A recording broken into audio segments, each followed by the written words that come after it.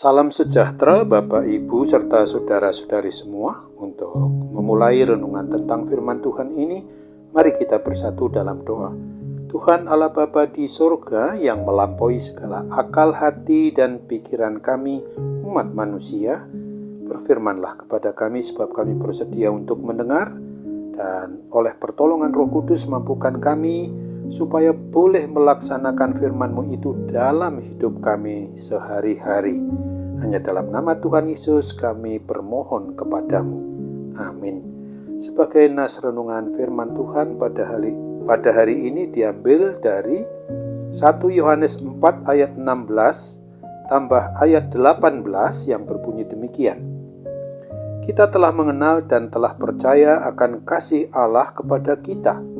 Allah adalah kasih, dan barang siapa tetap berada di dalam kasih, ia tetap berada di dalam Allah, dan Allah di dalam dia. Di dalam kasih tidak ada ketakutan. Kasih yang sempurna melenyapkan ketakutan, sebab ketakutan mengandung hukuman, dan barang siapa takut, ia tidak sempurna di dalam kasih.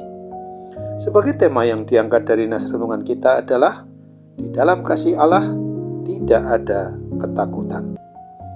Di dalam segala keadaan yang kurang baik bagaimanapun bentuknya, renungan tentang firman Tuhan pada hari ini mau mengajarkan dan mengajak kita, setiap pribadi orang yang sudah mengaku beriman percaya kepada Kristus, supaya kita jangan takut di dalam menghadapi tantangan kehidupan kita di dunia ini.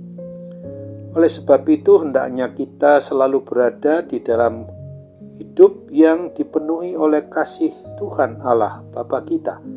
Maka Tuhan akan kita ingat tentang janjinya untuk memberikan solusi maupun jalan keluar pada kita di dalam mengatasi permasalahan maupun persoalan apapun juga yang timbul di dalam kehidupan kita sebagai ciptaan maupun milik Sang Pencipta, Sang Pemelihara hidup dan mati kita umatnya ini, termasuk permasalahan-permasalahan yang berat lainnya yang sedang kita hadapi di dalam hidup pribadi maupun keluarga kita masing-masing.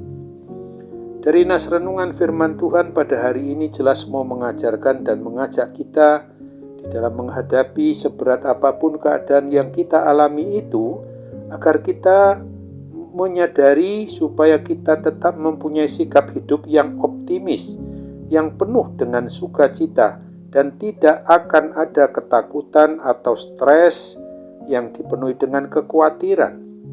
Hendaknya kita mampu mengimani bahwa Tuhan kita itu sungguh Maha Penolong bagi kita. Dialah pelindung pemelihara hidup kita yang tidak pernah tinggalkan kita, yang selalu menyertai kita untuk memberikan perlindungan, memberikan pertolongan dalam bentuk apapun menghadapi segala permasalahan apapun juga, yang memang kita harus serahkan semuanya kepada pemecahan maupun solusinya yang dari Tuhan Sang Pencipta Pemelihara kita itu sendiri. Tuhan Yesus Kristus di dalam Roh Kudus mengingatkan kita, apabila kita masih ada mempunyai rasa yang bersifat ketakutan, sifatnya kekhawatiran, yang memang berarti hal ini mengindikasikan bahwa iman percaya kita itu belum kuat, belum teguh, belum mampu untuk mengimani Tuhan sebagai pelindung dan penolong kita yang setia. Berarti kita perlu untuk memohon pertolongan Roh Kudus agar kita dikuatkan, kita dimampukan untuk tetap kokoh, kuat, dan teguh mengimani, mempercayai hanya Tuhan Yesus Kristus, dan terus belajar agar dapat mengasihi Tuhan dengan lebih sungguh-sungguh lagi dan mengasihi sama manusia seperti kita mengasihi diri kita sendiri. Bahkan menurut kebenaran firman Tuhan pada waktu kita merenungkan firman-Nya saat ini menyebutkan apabila kita selalu penuh dengan ketakutan, hal ini akan mendatangkan suatu konsekuensi akibat yang bisa menyebabkan kita bisa kehilangan damai sejahtera Kristus itu sendiri. Juga kemungkinan besar akan datang banyak penyakit atau konsekuensi atau resiko yang lebih berat, yaitu kehilangan hidup kekal karena tidak beriman, percaya kepada Kristus yang kokoh, kuat, dan teguh dengan segenap hati, dengan segenap jiwa, dengan segenap akal budi kita. Kiranya kita selalu harus memohon pertolongan Roh Kudus itu agar Dia berkenan memenuhi hidup kita, supaya kita punya kasih dan iman yang kokoh, sehingga tidak ada ketakutan dalam hidup kita, karena kita sudah berserah dengan seluruh keberadaan kita kepadanya, seperti firman Tuhan yang ditegaskan di dalam Mazmur 23 ayat 4 bagian B ini. Sekalipun aku berjalan dalam lembah kekelaman, aku tidak takut bahaya, sebab Engkau besertaku. Ingatlah pula pada firman Tuhan yang dituliskan di Amsal di pasal 17 ayat 22 ini, bahwa hati yang gembira adalah obat yang manjur, tetapi semangat yang patah mengeringkan tulang. Amin. Mari kita kembali bersatu dalam doa.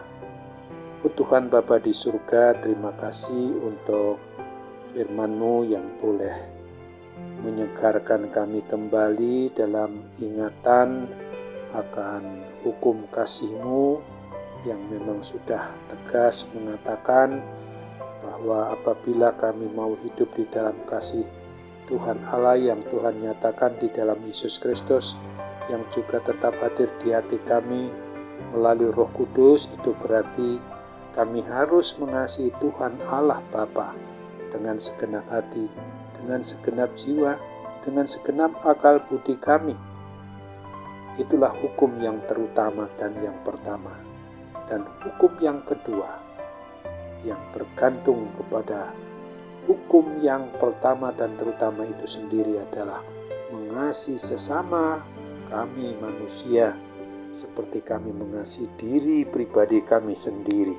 Untuk kami boleh terapkan mengasihi siapapun yang ada di sekitar kami, dari lingkungan yang terdekat sampai kepada lingkungan yang lebih luas dan lebih luas lagi, karena kami adalah sarana-Mu di dalam boleh memberitakan Injil keselamatan yang daripadamu itu untuk kami teruskan lewat kehidupan sehari-hari. Dalam nama Tuhan Yesus kami mohon, jadilah kehendak-Mu. Amin.